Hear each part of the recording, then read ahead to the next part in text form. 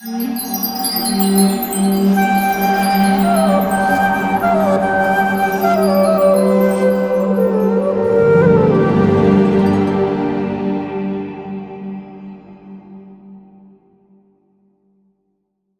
Krishna.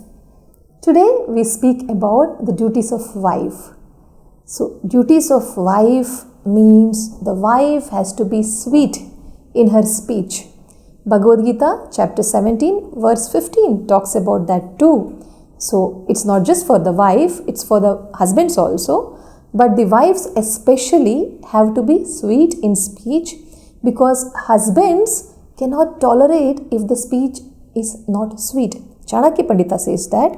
He says if the mother is not a devotee and if the wife does not speak sweetly, then such a husband can go and stay with the wild animals in the forest. What does that mean? If you go to the forest, wild animals will eat you up. Yeah, but if you stay in the house, in the Chanakya Pandita is saying that's better. If that is better means staying with the wife who is not sweet in speech is more worse than living with the wild animals and becoming dead also. So, the wife has to really control her desire to express her emotions through speech, especially if the emotions are harsh. Okay, that's the one thing. That is, if we are having some affection, gratitude, we must speak, go on speaking. Because husbands like to become the hero of the wife. Husbands like to be the provider of the wife. So, if the wife explains, oh, you did this, I'm so happy, oh, you're looking so good, oh, how you thought of buying this, so nice of you, something like this. So, you're making him feel like a hero, you're making him feel like a provider. Yeah, these are the things they like to hear. But the opposite of this house is too small, I don't like this area. These things the husband will find it difficult if in case his pocket doesn't permit something bigger, then as a wife we have to learn to make the house look bigger by keeping things organized. Inside a cupboard we can have a small shelf to stuff so many things, So do something and make the house look empty, like a temple. Keep it neat, keep it clean. So if we can keep the house neat and clean and then tell the husband, what a big house, I really love this, it's so nice, then he will be thinking, I wish I could give her even more bigger house, I wish she had even more space. So the more we appreciate, the more they will want to do more for us. So if you really want something more, learn to appreciate what he has already given. And do that with a sincere heart. It should be very genuine. It should come from the heart, for which we have to start becoming grateful to our husband for every single thing.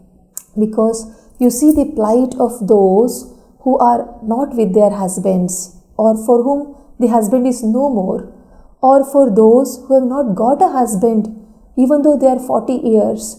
Compared to them, the one who has a husband has actually a lot, if we know to value each and everything we got. Don't we expect them to say that you cooked nicely?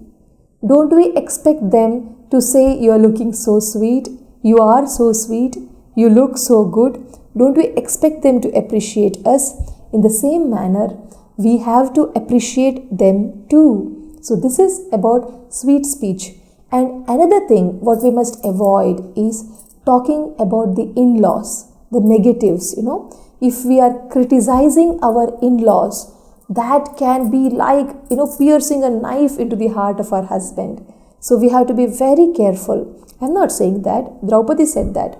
When Krishna's wives came to meet Draupadi, they asked her, how is that all the 5 husbands of yours are fully under your control?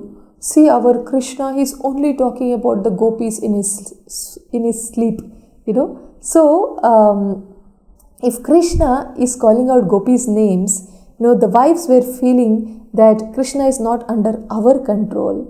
So, now what was the secret that Draupadi shared? She told, see, the 2 things that you have to remember. I never criticize my in-laws and I make sure that I follow the traditions what my mother-in-law has taught me. So whatever your mother-in-law, may be following as far as rituals, worship is concerned, if we can follow as a good daughter-in-law, then the husband will simply be impressed. This Draupadi's techniques means she never complained about her mother-in-law, and she never, disobeyed the mother-in-law's, way of life, the rituals, the puja, the worship, whatever the mother-in-law did, she also did. That's it. If we can be, not complaining, then the husbands will love it the most. So this is about what not to speak. Never complain about in-laws, never complain about the husband's friends, and glorify the husband for every single thing he does. Glorify him about his good looks. That's about speech and making him feel like a hero and making him feel like a provider. Next thing is about a man's, how to get into the man's heart is through his tummy. That is cook. Cook nicely.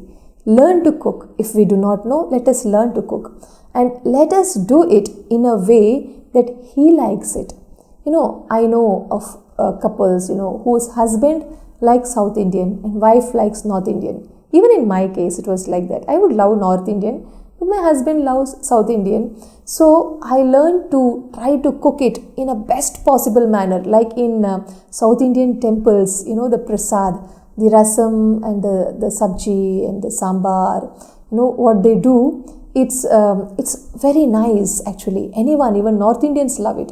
So I try to improve my cooking so much that I do love South Indian food now. So if we can get or develop the same taste, whatever our husband is having, as far as food is concerned, that will be very nice.